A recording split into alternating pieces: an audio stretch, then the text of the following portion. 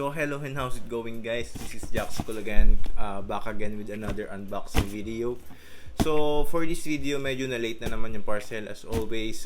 Syempre naubusan din ng time. And mostly tinatry ko naman yung best ko para makapag keep up sa mga sneaker na recently nagre-release and yung mga nakukursanadahan ko or yung nagugustuhan ko.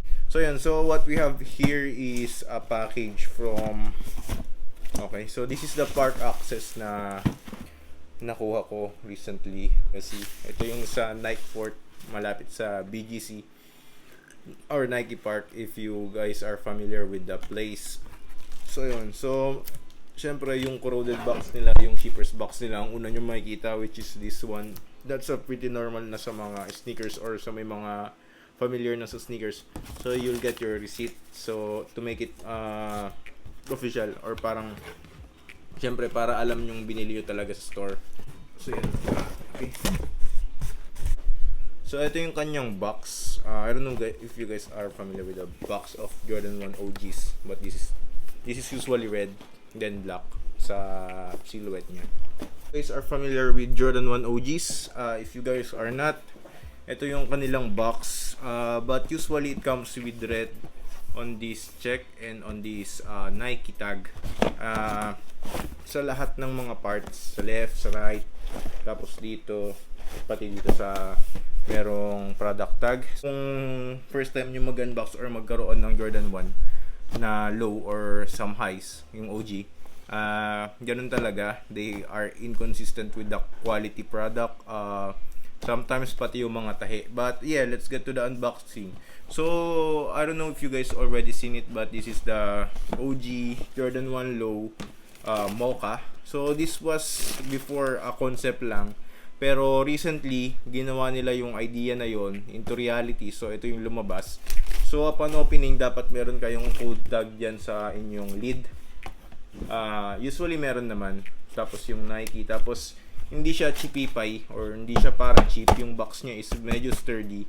Hindi katulad ng makikita nyo sa mga fakes or sometimes mabibili nyo sa kung saang malls or boutiques na parang super mura nyo mabibili. Kasi yung SRP nito is 7,890.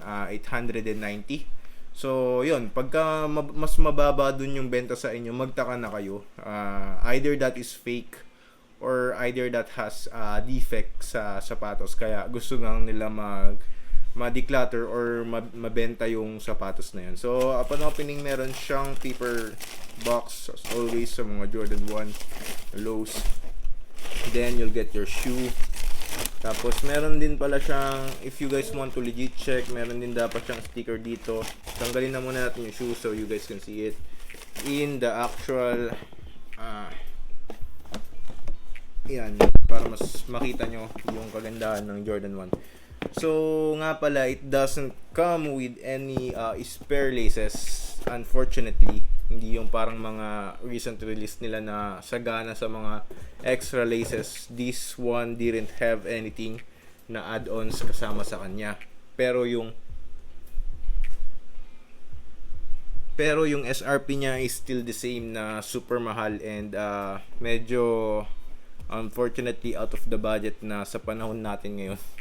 Because I think ang Jordan 1 before is only 6,000, then it jumped prices up to 2,000. It increases recently because of inflation. I don't know why. Maybe because of the material. I don't know. Hindi naman na-explain ng Nike. So, yun. So, dito sa toe box niya is black leather. So, you guys can see. Then, white on the top of it. Ayan, kung makikita nyo. Then, as you guys makikita, yung swoosh niya is still black on the midsole of white leather. Hindi siya ganun ka-special for a leather, pero okay na yung quality niya. Then, yung kanyang dito sa midsoles or yung sa talampakan, hindi siya age look. This one is the normal sail white na makikita nyo. Tapos dito sa talampakan, yung sole niya is black. Wala siyang masyadong special sa kanya. Black lang talaga yung outsole niya. Then yung regular traction ng Jordan 1, as you guys can see, hindi siya gaano ka-special. But this one, I think na sold out siya nung first release. I had to get it for a raffle, I guess. Some Jordan 1s don't have any raffles pag general release because this was a general release. Pagka general release kasi usually yung mga outlet, wala lang silang pakialam, basta dinadrop lang nila. Then yun, dito sa kanyang back tab panel is yung kanyang hairy suede na brown. I don't know if nakikita yan sa camera, pero namumove nyo yung part ng suede niya. Bakit mas maitim yung part? Yan, mamumove nyo yan.